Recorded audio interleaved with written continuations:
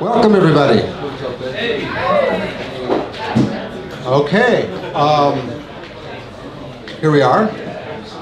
Esteemed card-carrying splicers, fellow travelers, distinguished emissaries, rando hot interlopers. The Splice Central Committee continues its quest in seeking out a phenomenon we still have no word for after 3 years, something that sirens us onward, not exactly one quality or other in a poet, not exactly a fealty to one aesthetic or another, but something more fundamental, archaically protean perhaps, or futuristically incomprehensible. Again, something we have no word for, though we humbly pick away at it, this mystery, by way of our world champion golden belt introductions. But here's 3 clues. It has something to do with 1, emergent forms of poetic speech, feral creatures as yet not sanctioned, caged in by the institutions. 2, residual forms of poetic speech, monstrously retrofitted to new purposes. And 3, dominant forms of poetic speech, fashionable, tiresome, normie schlock, dismantled, spray-painted, glitterized, and rocketed at complete strangers. And so, to aid us in our quest, which can only be carried out by our esteemed Splice audience, let's give a warm Splice welcome to Maggie Millner and Juliet Gelfman-Randazzo.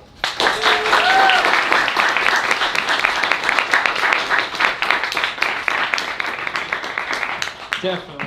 I can say with certainty at the time of this writing an introduction for the poet Juliet Gelfman-Randazzo, I do not know where to begin. With a Rolodex of poetic range whose voiced roles are expansive as lawyer, doctor, daughter, sister, cake eater, baker, dater of bakers, single professional 20-something in the big goofball city, mouse in the brain.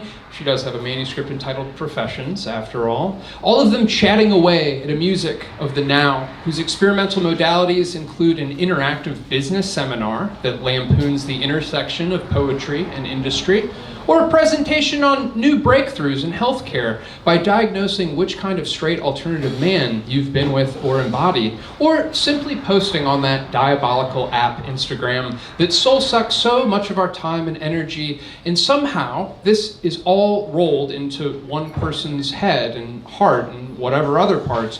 Where do I begin? Well, why not turn that into poetry too?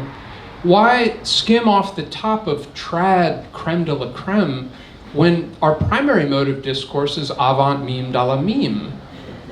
Why read a craft book on poetry when you could just flip through Gelfman-Randazzo's stories to recognize the infinite entry points to comments on the exquisitely mundane, whether it's a corner tour that examines the angular space, both metaphorically and literally, or translating the vibes of various trees, their shapes, textures, languages of vision.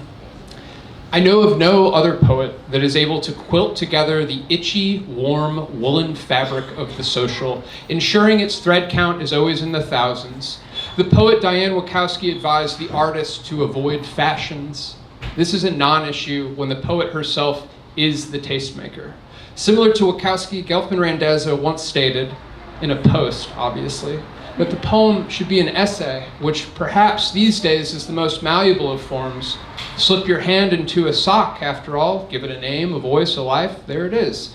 A mode of quantum segues, Gelfman-Randazzo's work often offers some conceptual morsel, a mustard seed that in a flash turns into a hot dog splattering its yellow condiment all over your nice new shirt.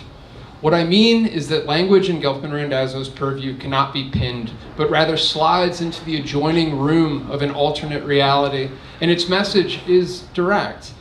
One where the natural-born frenemies of deep, deep sadness and gut-wrenching humor clang their silly little swords together, the tinkles of battle, the giggles of war.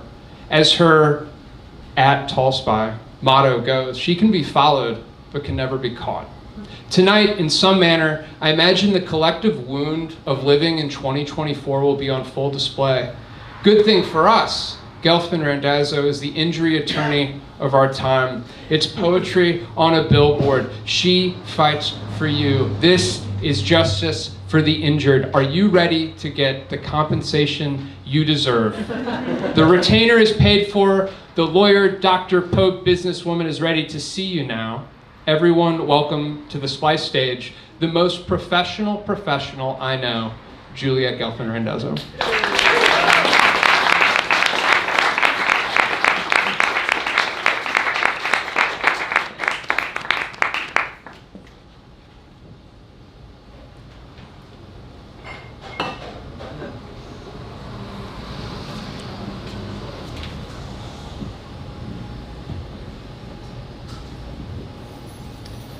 So a crazy thing happened today, and I lost my voice. But that's okay because I'm a professional. This first poem is part of a series of poems that I've been writing based on institutions' communications regarding the ongoing genocide in Gaza, or more commonly, their lack of response. The first one was written from the perspective of the former president of the University of Pennsylvania, which is where I work. This one drew from language in the president of my alma mater's April 29th, 2024 email to all alumni with the subject line campus protests, which was addressed dear friends and signed off with hope. Campus protests. Dear friends, as you may be aware, students on our campus are engaging in a form of protest, popularly known as peaceful. I am here to intervene while proposing an alternative methodological understanding of this form of protest rather as disturbance of the peace. Nonetheless, I'd also like to reinforce my status as a hero. I see both sides on every issue. I see sides like mine and that of the stakeholders. I understand stakes, as all effective rhetoricians do, both the figurative kind and the stabbing. There are those who are pro and those who are con, but as the president, I am nothing. I am patient and I am monitoring and I am a hall monitor and I am good. I have become an expert at saying and doing nothing in many thousands of words. For this, I make many thousands of dollars. This is good, and this is fair, and this is probably the highest education. There are many on campus who say yay, and many on campus who say boo. I say an assortment of words like safety and updates and challenging and sustainable. Indeed, this is a challenging time to sustainably be me, providing the safety of updates and to be in charge of concern and of emails. I will just note as an addendum, engaging violent forms like chants and drumming are a little scary and show up as obstacles to effective communication, unlike my emails, which are communicative and safe. Indeed, due to the nonviolent nature of this form in which I am sending you updates, I feel hopeful we can reach the summer break before I'm called upon to do something additional. I encourage you too to think happy thoughts like beach and snorkeling. This is my goal and world affairs are my passion. May we here on campuses find novel times and ways to avoid expressing concern altogether. This is my pedagogical hope and this is learning. And you are all my friends. I love my friends and I love hope. Yours in protest, President.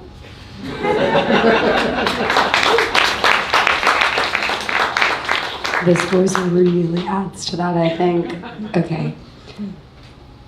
Lines of communication.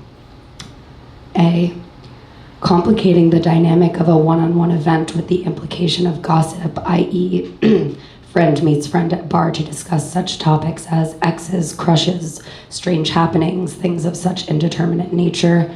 One member of the attendant party sends a communique inquiring as to the other member's feelings on the subject of member one's current partner joining, thus proposing a modified event structure of 1 to 2 and the implied topics of conversation consequently denatured.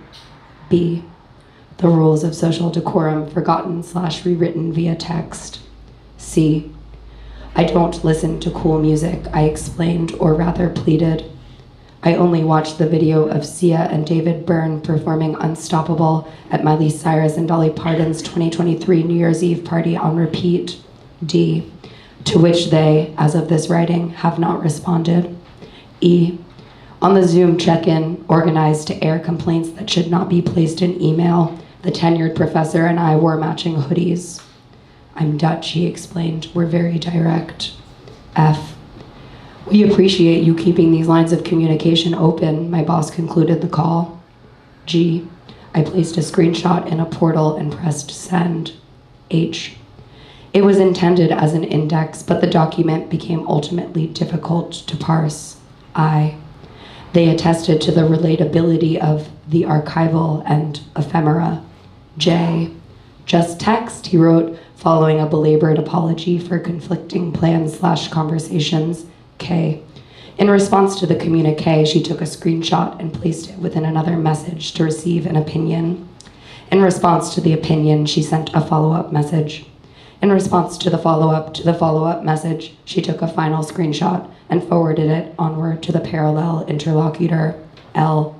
Great reply she received in response. M. At the end of the day, she was known to place her phone in bedtime mode. N. This person has their notifications silenced. Would you like to send anyway? O. Yes, she thought, and loudly. P. With intent to interrupt. Q. He explained in the interview he feels a poem is always an imposition. R. But that presumes the listener's lack of agency, she thought. S. Of course you can't respond to something someone said half a decade ago and expect them to engage. T. This request has been marked resolved. U. If you need to reopen this line of communication, please contact us at the following link. V. I suggested on the date that words to me really are of immense importance. W. Admittedly, I could have chosen my words with more care. X. Have a great weekend, she signed off. Best, she signed off. All best, she signed off, with the intended effect of intensifying her moderation of the salutation. Y, which of course professed already to a supreme degree of care. Z, though in practice it was always the most flippant of all ways of signing off.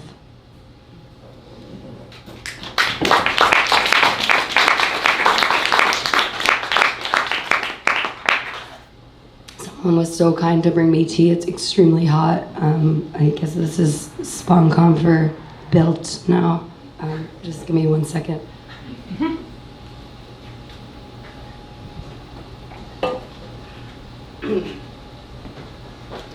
I'm going to read a longer poem that's part of a larger project. And these are all written in this very strange way, and I can't explain exactly why I wrote them this way, but the line starts and then it enters and then it tabs over a bit, and there's a very specific formatting, and there's only 7 of each of these on a page, and I was thinking of them each as sonnets. But that doesn't really matter. That's just so you can imagine that if you want to. This section is called Guys on the Internet. I woke up and thought about starting beef on the internet, but at the last minute decided not to. Sometimes people wear a face where you just know they are listening to classical music. For about 5 hours, I felt very strongly the guy running the poetry meme account gave off incel vibes and was proud of this take. Later, a friend said he was funny, perhaps the best account on the internet. Suddenly, this stream seemed extremely logical, a perspective with which I was totally in alignment, and possibly something I'd always on some level believed. Later still, another poet insisted, angry, his teeth blunting the edge of his lip, that the poetry meme account leader was a fascist. Suddenly, this too seemed extremely, totally logical, and reminded me of my first instinct, which I now saw had been accurate, and indeed I had been in the right all along. I probably knew he was a fascist on some level, I thought to myself. I definitely recognize fascism when I see it. On our walk to the poetry reading, Courtney told me she got coffee at Coffee Zeit. Do you get it? I asked. What? She said. This was the first time it occurred to me the pun I'd made up in my head could not be real. Vocalizing it aloud, I recognized it seemed unlikely and in fact almost entirely implausible that Coffeezite could be a pun on Gesundheit. That evening, a friend sent me a transcription of a voice note I'd recorded for him earlier that day. Upon viewing my words transcribed like an ancient stone tablet, like a text bubble, like something solid, I was reduced to abbreviations of a previous era. OMFG, I kept writing. LMAO. Sometimes I catch a glimpse of myself in a photograph and worry I might not be entirely real. This year I'm getting strong. I'm working on my issues, gastrointestinal. One time when I was 21, a guy canceled a Hinge date because he had a height-related injury. I was like, what happened? And he said he fell asleep reading a book, and because he was so tall, he fucked his back up really badly. I think about this a lot. Something about the burden of your own being, something about the burden of knowledge, something about calisthenics. I've been thinking about the vibes of various trees. I've been thinking about the energy of the crescent moon run through by a telephone line. I've been thinking about seeking incredible vibes. That was something the managing director at BlackRock had in his Raya profile. That's like a fancy dating app. For me, it's about getting back to basics, the guy from my workplace said on the Zoom call. He repeated this 3 times in a row. Basically, it's about getting back to basics, really drilling down into the original form. So yeah, I'm pretty much focused on getting back to basics. Okay, fall season gap catalog. Whenever people ask me what kind of poetry I write, I say stupid stuff. This satisfies no one. Clipping in like rock climbing, but when I stow my claw clip on the arm of my Agnes Varda Criterion Collection tote bag. On the train, I gazed at a sign that said the sea can take you many places, the calling brings you here, and for one long moment assumed it was an advertisement for Ireland. Oh, I realized in a flash of enlightenment, it's the Navy.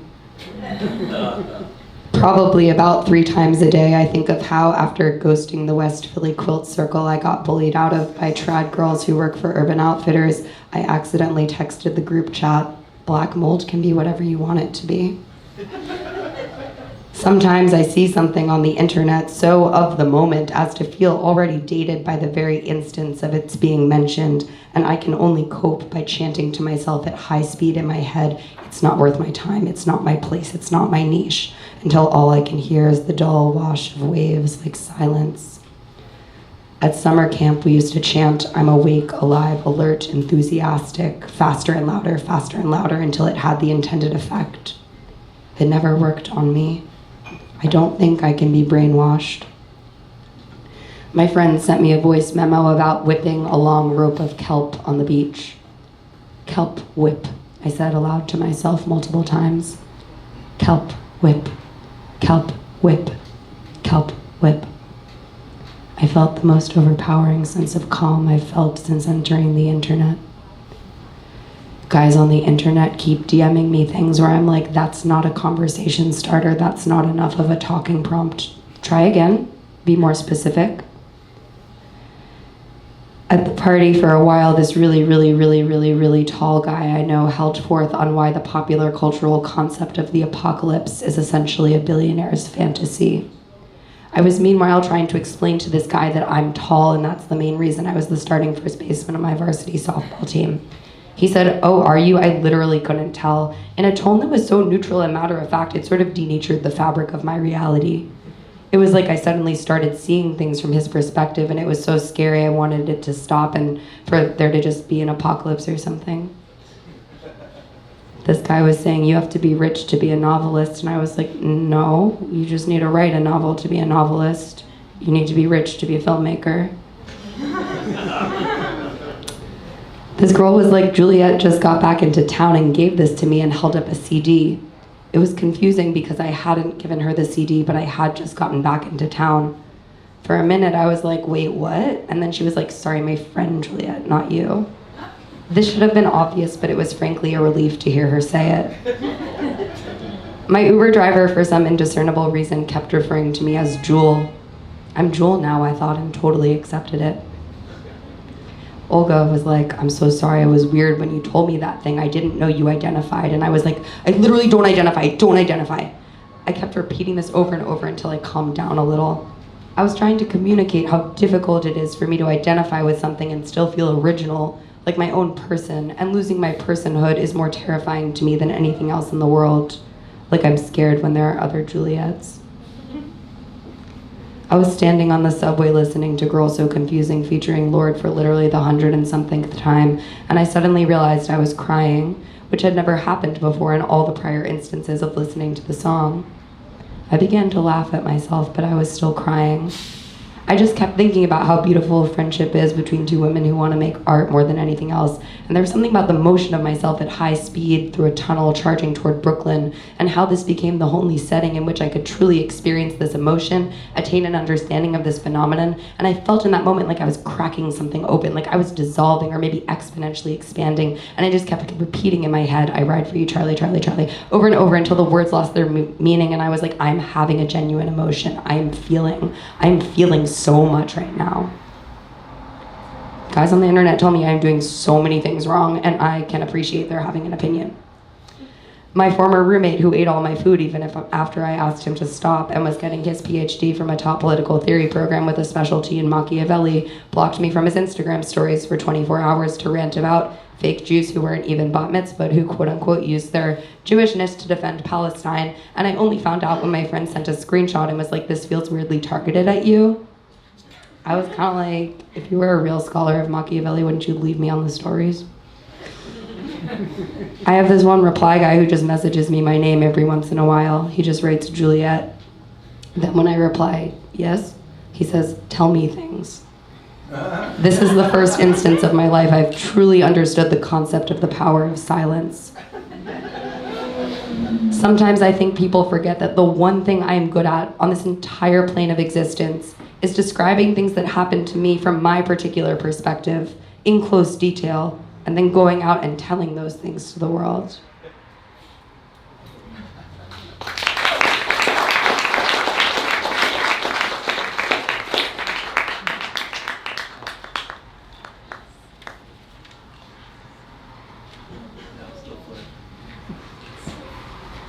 Perfect for this one. Short story. Sometimes the prospect of drinking water is so utterly implausible. I'm supposed to take this vessel of liquid to my lips, pour it in, and swallow it, and that's the only way I'll stay alive. That's a really good premise for a short story.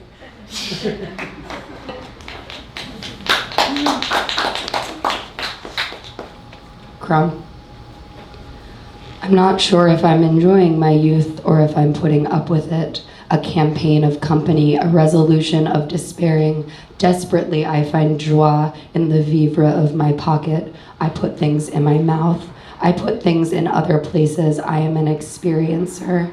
I experience things. It's my job. Well, no, it's not. My job is to make sure things stay as meaningless as possible. But there are different sorts of jobs. I learned at work that company means to break bread, and business means anxiety.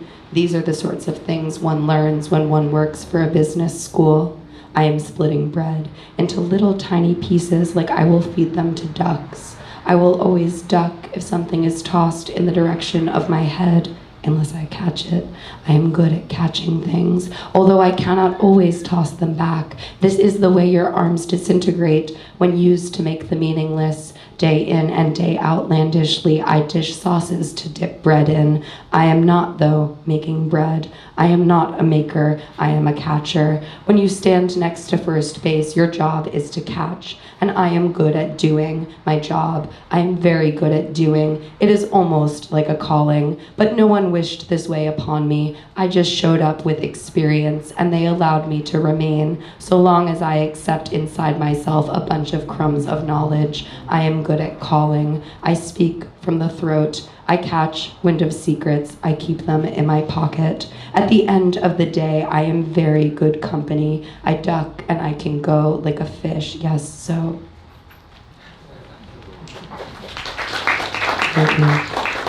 That one and this next one are a part of this series of new poems I've been writing, and they're all like shaped like this, like that. And that's it. That's all you have to know about that. This one's, they're sort of, you heard about my corner tours. It's a series on my Instagram where I give a tour of a corner in my apartment. And so these are the corner tour poems. This one's called Corner Poem. Previously, I was oriented to corners, but now I'm reneging on my past participles, seeking to align myself more completely with the hard cobbles of the city of Philadelphia, in which the trees are dripping with curling crusts. The transoms are traversing the widowing washed interiors, and I have purchased a pièce de glissance, in which I can imagine myself tooling through spectacle and regularity, and the bells are dripping too. Dripping bells, I am singing to myself as I spy a double chimney, which rings auspicious somehow, the vernacular of citied persistence, tall and fluting through the grease-scaled sky. And I sing this to myself, a breath of frescoed air, dripping bells, double chimney, and a tree furls its arms out generously. I add this to the dim tune I'm mapping out in the mop of my early to sunset crawl toward my apartment, which bears its corners, insular, generous tree, double chimney, drilling the bell into my ball of brainstem wide, and you are tall spy, my friend says with an air of the surreptitious.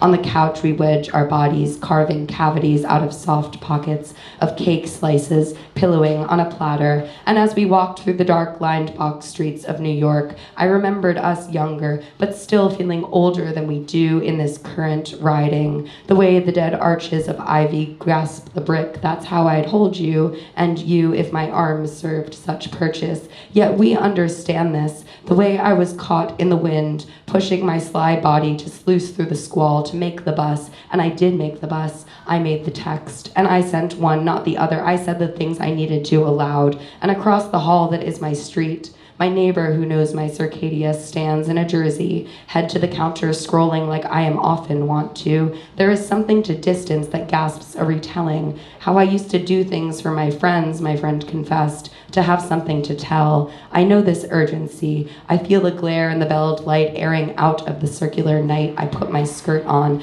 returned myself right to my corner and lit the lamp on the sill, breathed in, pocketed the memory, the then how he grew up and didn't too. There are shortcuts to speaking sometimes when you know a mind, and then the mind tells you something you didn't recall. When I was littler, the art I was making was bad. But that's only if you look at it in a simpler light. If I gripped you, if we could only bring ourselves to hold like that, then somehow we'd be more, I think, or maybe we'd just leave a whiff of.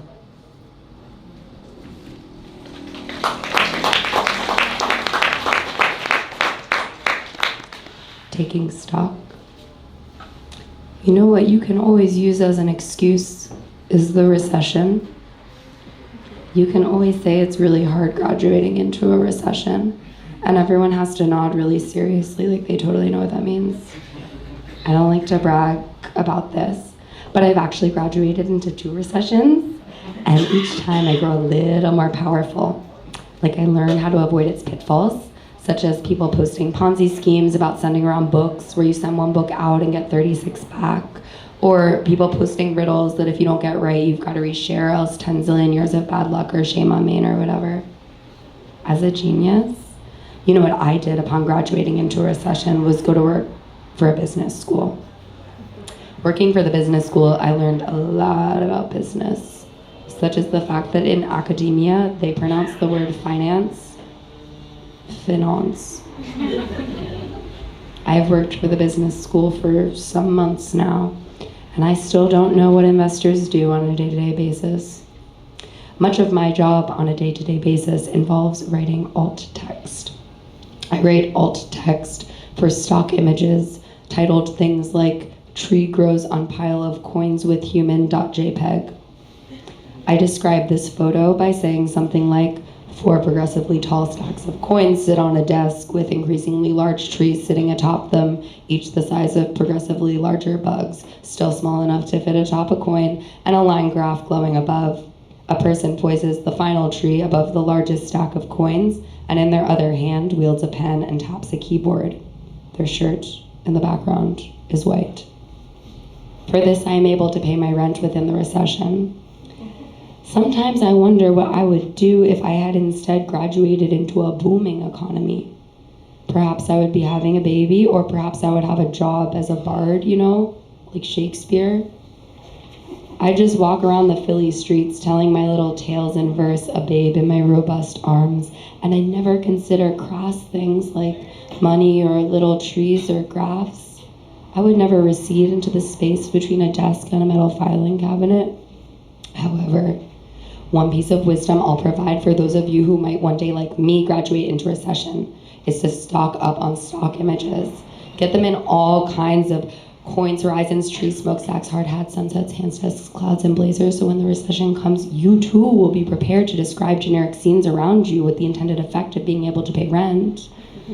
And you too can describe picture female hand touching .modern .tablet investment manager working new private .jpg in as many details as humanly possible within the space allotted.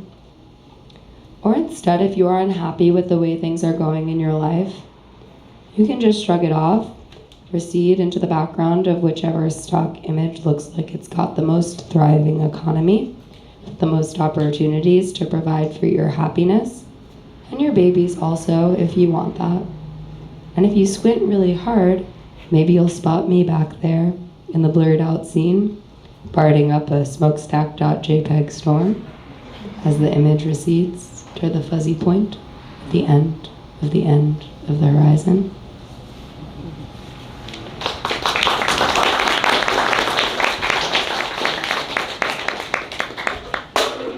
Okay, this poem is written in 14 sections, and in that way it's also a sonnet.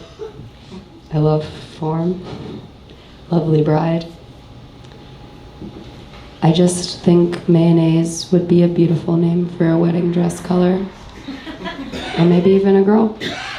Jesus Crispy, Mama Magdalene, get down on your anything.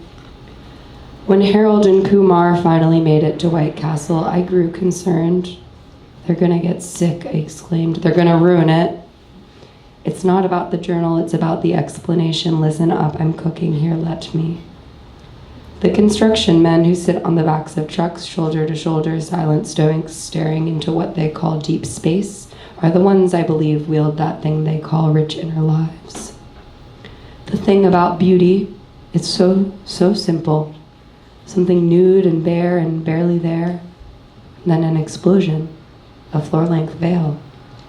Do you understand? Each of these are prayers. The restaurant Han Dynasty was obliged to take a .net domain. HandyNasty.com was taken by the porn site. True story. This dress feels very intellectual, she said from behind the curtain. I knew what she meant. I didn't know what they were talking about on the academic side of the table, but I grasped the gist, tugged on it. Do you have a sonnet? Here you go. Do you have soy sauce? Here you go. Do you know what I do? I soy sauce the sonnet. Rub-a-dub-dub, how they fit all 3 of those men in that one clawfoot tub. Here, have a hook to hang your trench coat. Imagine any interaction but holding a single rose, running from the cops in a wedding dress.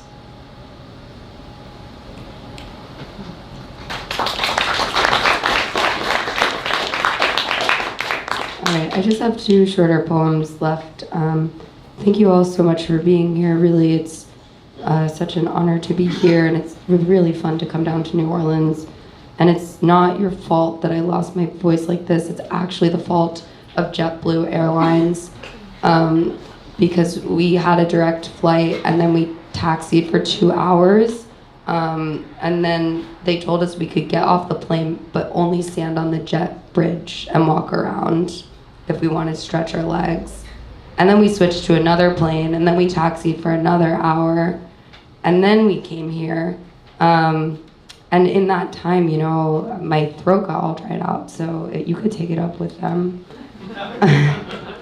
Okay, I'm gonna read this poem because it's from my forthcoming chapbook. It's the titular poem, actually, and Sean requested I read it. And I wasn't sure if I was gonna have the vocal capacity to do that, but since I do, I will do it.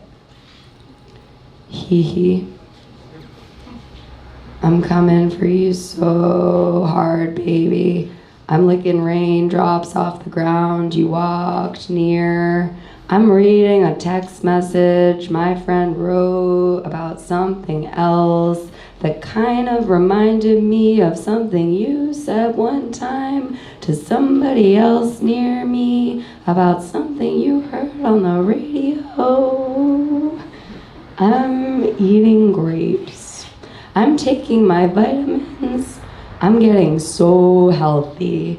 I'm painting my nails. I'm freaking cooking eggs for dinner. Well, I'm heating up leftovers. I'm walking toward the front door. Ooh, I'm locking that door. I'm picking my cuticles. I'm remembering my friend said I'm always picking my cuticles in poems. I'm writing a poem. Poem's coming after you. Speed walk is going so fast. I'm ordering a coffee for 2. I'm drinking it all, yeah, baby. I'm being mundane. I'm pretending to watch Citizen Kane. I'm living in a prism of my own mind. I'm minding my businesses, all of them, except where you're concerned. I'm coming for you.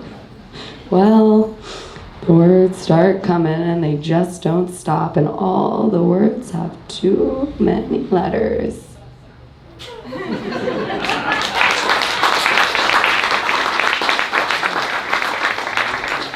Well, it feels an appropriate segue into my final poem, which was written to be read over ambient music. The musician Ceremonial Abyss was touring about the US, so among the poets all over the US, and they were setting up readings with poets where they would sort of improvise under a poet while we read. So there was a lot of discourse in the poetry community about ambient music. The important thing to know about this poem is that I scored it. I can show you what that looks like later, but you could just imagine I know so much about music, as will come up in this, and how scoring works. And yeah, so it was written to be read over ambient music, but you know, like, what is just sound but ambient music? Really makes you think. Ambient music poem. The poets are debating whether ambient music sounds good or sounds bad. I can't weigh in because I will soon be reading poetry over ambient music. I must confess, I have had things with multiple experimental musicians. I can't say anything more on the subject because it could easily get back to them. The experimental musician community is not what you'd call explosive. Or is that what you call it? I think the sounding good or sounding bad question is probably beside the point. What's inside the point is how it makes you feel. I know less than not about music. I keep my brain calm this way, smooth and easy. I feel this way ambiently when resting, like my Benny Bitty Bitchy face. It's okay. I know the way I am being in the scum of the space. The way I am being. There's this thing about art that's for artists, right? That's called snob. I once wrote a poem in Times New Roman as opposed to Ariel, and I got called out for affectation. But I was just trying to get back to my roots, a serif in the corner of a Microsoft screensaver. I don't make art for other artists primarily. This is something about which I am not necessarily secure. Sometimes I wonder, would the other artists think my work better if they didn't quite get it? Like I didn't quite get those musicians' experiments, so I assumed they were probably good. A score is 20, but I prefer to imagine Lincoln got laid 4 times, and then it was 7 years before that, whatever he was talking about. That was a sidebar. That was a thought I had sitting on this page ambiently. I looped it on in. The ambient musician is playing a score to this poem. The ambient musician is scoring. I had my first thing with an experimental musician when I was 20, when I was a score. Sometimes it's nice to be a score, to make something groan and squeak and explode. Am I scoring? I am shooting something at a net. What's my ambiance? What's my address? This is my experiment. I don't know if it sounds good or sounds bad. Recently, I went to a doctor, and when she said, say ah, I hummed a high G. Thank you guys so much.